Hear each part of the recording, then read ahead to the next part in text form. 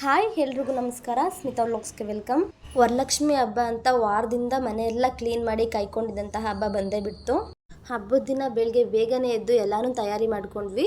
ನನ್ನ ಜೊತೆಗೆ ಪಕ್ಕದ ಮನೆ ಅಕ್ಕ ಕೂಡ ಸ್ವಲ್ಪ ಹೆಲ್ಪ್ ಮಾಡಿಕೊಟ್ರು. ದೇವ್ರಿಗೆ ಅಲಂಕಾರ ಎಲ್ಲ ಮುಗಿದ ಮೇಲೆ ಅಮ್ಮ ನಾವೆಲ್ಲ ಸೇರಿಕೊಂಡು ಪೂಜೆ ಮಾಡಿದ್ವಿ. ನನ್ನ ಮಗನಿಗೆ ನಾವು ಪೂಜೆ ಮಾಡ್ತಿರೋದು ನೋಡಿ ದಸರಾ ಹಬ್ಬ ನೆನಪಾಯ್ತು ಅನಿಸುತ್ತೆ.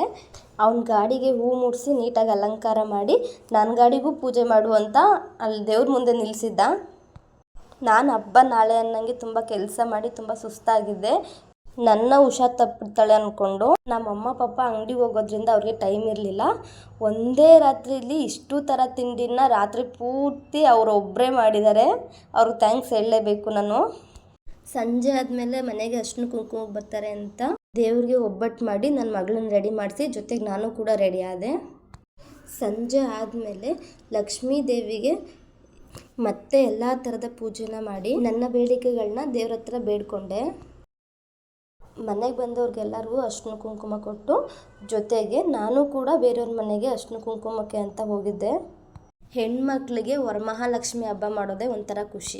ಇದ್ರ ಜೊತೆಗೆ ನನಗೆ ಇನ್ನೊಂದೇನು ಖುಷಿ ಅಂದರೆ ನನ್ನ ತಂಗಿ ಇವತ್ತು ಹೊಸ ಅಂಗಡಿನ ಓಪನ್ ಮಾಡಿದ್ದಾಳೆ.